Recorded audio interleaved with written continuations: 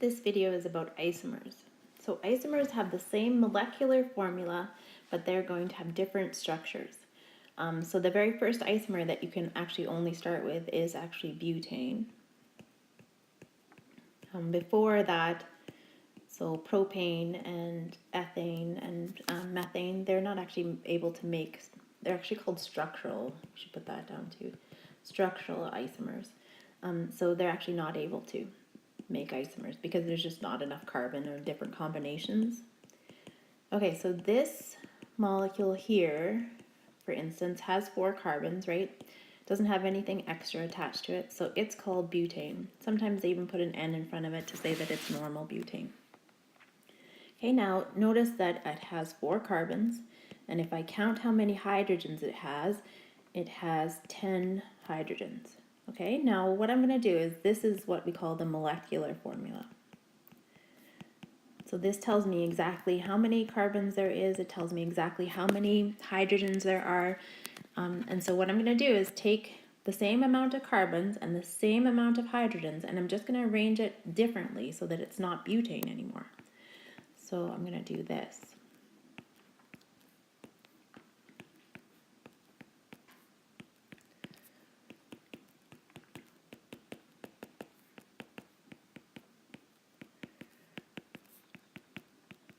So like this. Okay, so this one still has 4 carbons. If you count how many hydrogens it has, right? So here's 1, 2, 3, 4, 5, 6, 7, 8, 9, and 10. And so it also has 10, right? But these don't look anything like each other. And this one actually has a different name. So the longest possible chain on this one is propane. And the group coming off it is called methyl. And so we would actually call this 2-methylpropane.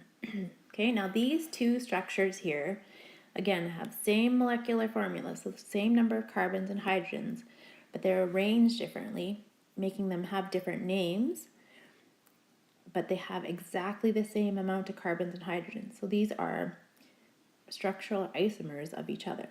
Okay, so we're going to try a little bit harder one on the next one. Okay, sometimes I will say, draw me 5 isomers. So let's do 5 isomers of C7H16. Okay, so firstly, the very easiest one is just to draw a straight line of hydrocarbons. So we're at 5, 6, and 7, right? And so this one, straight line, all those hydrogens, that would be called heptane. Okay, and again, if I count it, it has C7H16. Now we're going to try another one. So what my job is to do is to think of other ways that I can arrange them. I'm going to tell you right now that if this is the longest possible chain and it's called heptane, you won't have any other ones called heptane. So I'm going to start by reducing the size of the carbon chain to 6. And again, make sure that you're drawing in your place for carbon bonding. And I'm going to put a group here. Okay, so again, if I count all the hydrogens, so I'll draw them in and count at the same time. So 1, 2, 3, 4, 5, 6, 7, 8, 9, 10, 11, 12, 13, 14, 15, and 16. So I have C7H16. But this is not heptane anymore. This one is now called hexane.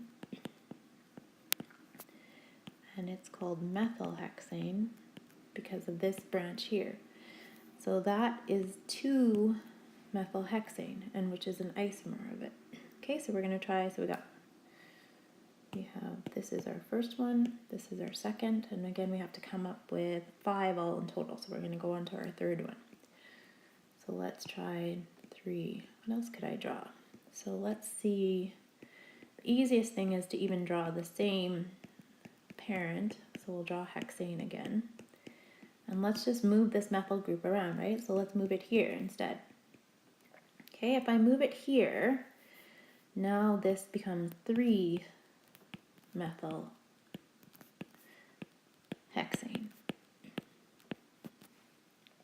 Okay, so this is 3-methylhexane. And again, if I count all my H's, you will see that it has the 16 H's and it has the 7 carbons that we're looking for. Okay, let's try another one. So, oops, that was cool. So let's try number 4. So sometimes people do this. So I'll start it off, 3, 4, 5, 6. And we'll do a couple different ones. Sometimes people will do this. And then you guys will try and tell me that that is 4-methylhexane. But this one and this one are actually exactly the same. So those are both 3-methylhexanes. If you actually start counting from over here, right, 1, 2, 3, this is the 3rd carbon, right? So it should be 3-methylhexane. There is actually no way that you could get 4-methylhexane. So that is a boo-boo.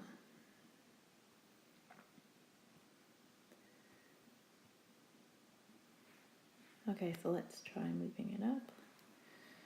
Let's try, so that doesn't count, right? We're on to 5, oops, sorry, 4 again, because we didn't get a 4. So the other thing I get often is I'll get this. 1, 2, 3, 4, 5,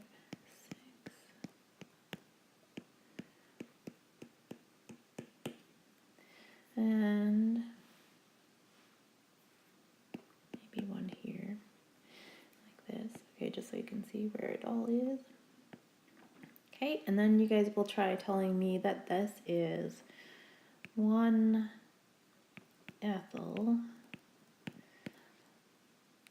1-methyl butane. Okay, although it does have 7 hydrogens and 7 carbons and 16 hydrogens, it is actually not butane, because if you're actually counting the longest possible chain, here it is again, right? Notice that this is 1, this is 2, this is 3. Guess what? This is actually the same as this one that we just did way up here. And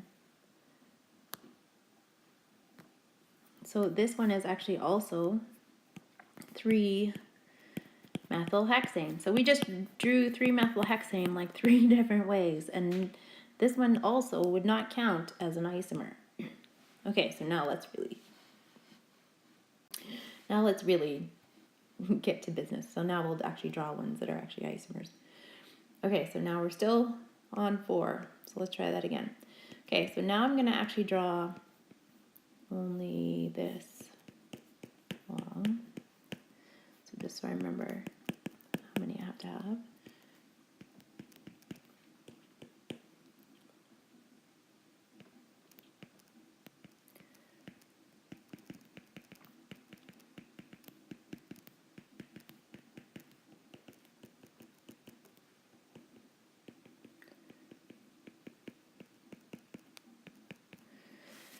Okay, so if I draw this one, when I look at this, and you want to make sure that you count every which way, I have 7 carbons, but counting for the longest possible chain looks like going straight across is good.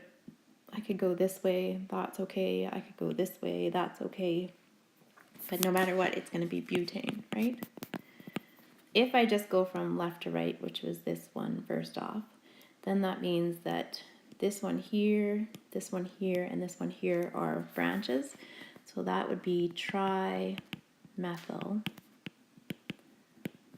butane. And the numbers would be 2, 2, 3, tri-methyl butane.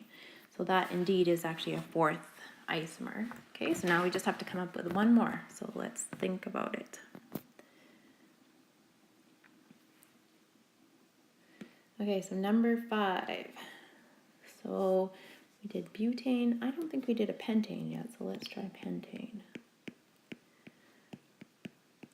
So 5 long, and we need 2 more carbons, so they would have to be here, let's say, and maybe here. Okay, so this one 1, 2, 3, 4, 5. I just want to make sure that if I counted this way, 1, 2, 3, 4, 5, it was still 5, and it is. Let's actually do it this way, and then you can actually see that it should come up with the same name, and then we'll do it like left to right way. Okay, so this one, that would be pentane, right? These two groups are the methyl groups, so we have to say that we have two by saying di. We have to say dimethyl, and then the numbers would be 2, 4. So no matter which way I actually number it, I was just counting whether or not if I counted this one as 1, 2, and 3, and 4, I'd get the same numbers, right? So I still get 2, 4. So that's 2, 4. But I just want to show you, I'll just draw exactly the same one that I had because it's getting messy.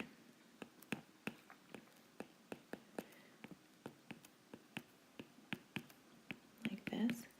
What if I was a different person and I was having a backwards day and maybe I counted this as my longest chain?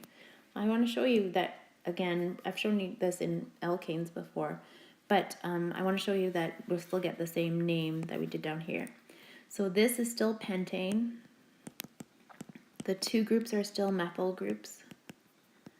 It's still called dimethyl because there's two. And if I look at where these groups are now, it's still going to be 2, 4 dimethyl pentane. So it's actually exactly the same. So I just wanted to show you guys isomers and some examples. I want you to also think about isomers that aren't just carbon and hydrogen. So I'll actually do that on the next one. Okay, here I wanted to show you an example where an isomer doesn't just have carbon and hydrogen. Sometimes I can add an oxygen to it and say find isomers with that amount also. So if I count, you should see that it has 7 carbons. If I count the hydrogens, right, there's 7 here, and there is 9 here. So you'll see that in total I have 16, right? And I have that 1 oxygen, which is there, okay? So this is one structure. So let's try naming this one. So this one is an ether, right? So using the intermediate way, we would look for the longest chain, which is this one, and we would say that that's butane, and we would have oxy in the middle. And then we would name this chain, which is propyl, but we just put prop, like so. Okay, so this is propoxybutane. We have to say where the oxygen is coming off, so it would be number 1. Okay, so this one is indeed 7 carbons, 16 hydrogens, and 1 oxygen. What other ways could we draw that? Well, I'm pretty sure it's going to have to be another ether. So let's think about, what if I put 2 carbons on this end? That means I still have to have 5 more. Let's put them over here. Okay, putting them over here, I'll see that longest, I only have 4. I have 5 here, right? That would make 10, 11 hydrogens. Here I'm going to have 5, so I still get the 16 hydrogens, so that's good. But it's definitely not this one anymore, right? So the longest chain here is pentane. Again, we add oxy in the middle. The smallest chain is ethyl, so but we just put eth. And we would put that it comes off at the 1 on this pentane. So it's 1-ethoxypentane.